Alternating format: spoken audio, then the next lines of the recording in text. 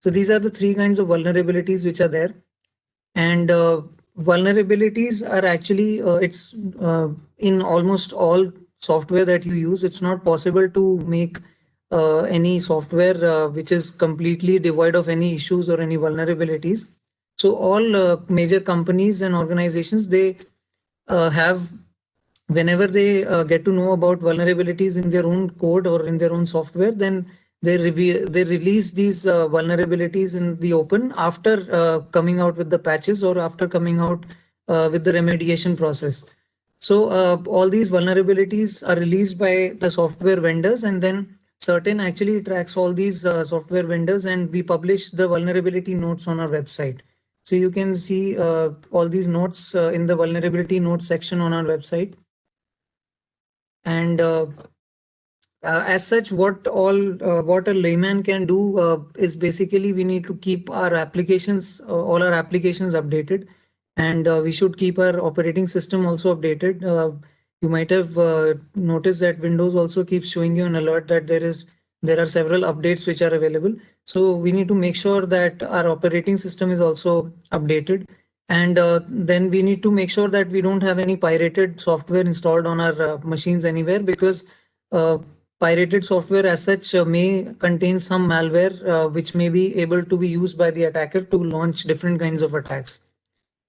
And then the next point is that we should maintain an antivirus, a good and updated antivirus on our machines, which can actually prevent a lot of basic kinds of attacks on your machines. So how an antivirus actually works is by using hashes of known malware. And hashes in very layman and very simple terms are like fingerprints of a particular file. So like you can use your fingerprint to identify yourself onto and gaining access to a system.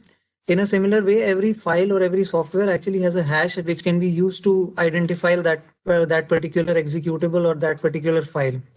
So antiviruses have a list of all the hashes of the malicious files which are known. And whenever you try to execute a new file on your machine, the fingerprint or the hash of that file is actually compared with that list. And that's how the antivirus is actually able to stop certain known kinds of attacks on your machine. So there are a lot of free antiviruses available, and you can use any of these free antiviruses. But for the more advanced features, you will actually need to pay for their more the paid plans. And the only important thing about is that the antiviruses need to be kept updated also, just like our operating systems and applications, so that we keep receiving the latest hashes of the most commonly going on most common malware which are going on in the cybersecurity domain. So next thing is social engineering. Before we move on to the next module, I'll just check if there are any questions. I don't see any questions inside the chat box as of now. So I'll move on to the next module, which is social engineering.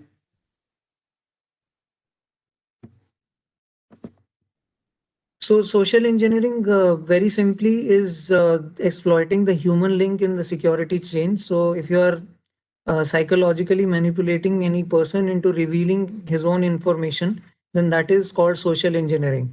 So different kinds of attacks are there which can be actually carried out like this by using social engineering, and phishing and honey trapping, and then you can send malicious attachments. So all these are part of social engineering. And we'll talk a little bit about phishing. Some of you might actually know about this, but we'll take some examples along the way, and we'll try to understand what phishing is. So phishing basically is a technique of obtaining confidential information of somebody by using some fake website or some fake information.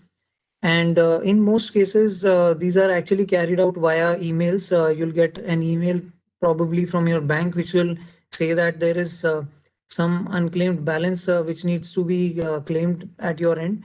And they'll send you a link, which when you click, which will lead to a website which will look like your bank's website. And when you punch in your login and login ID and password, that will actually be going to the attacker and not to the bank itself.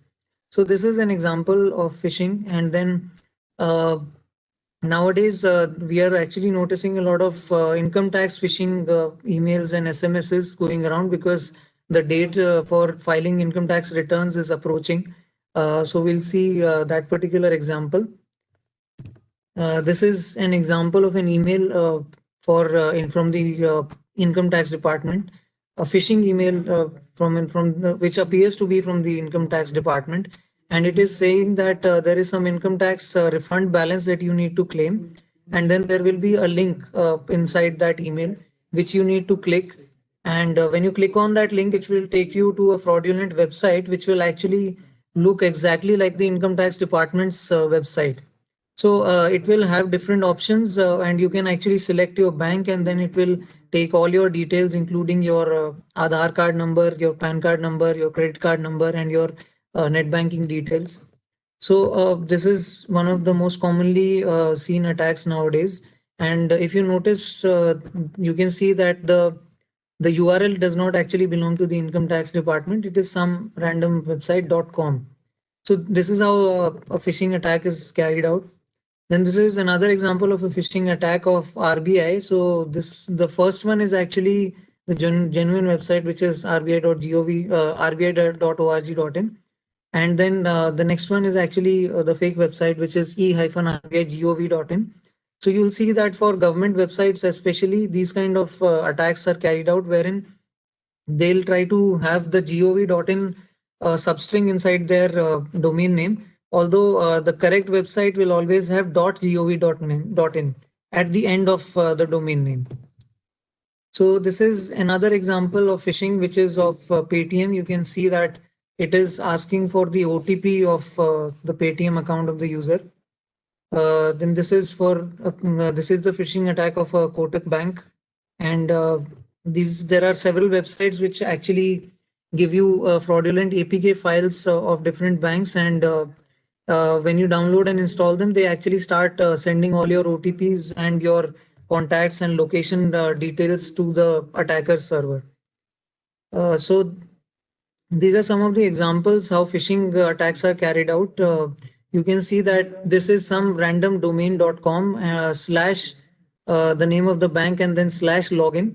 So this red part of it is actually what can actually give us the impression that this is a genuine site, but actually it is not. The next one is actually www.bank.com.freespace-sitename.com. So if it is a genuine website, this slash will actually come after the name of the website. So the website where you are going to is freespace-sitename.com instead of your bank's website. And the third type is where they will try to create domain names which look like the bank's website, and they'll intentionally induce some kind of spelling mistake in it. Like in this case, an extra C is there, which you can see. And then there are other kinds of attacks which actually comprise using URL shortening services like bit.ly and then tinyurl.com.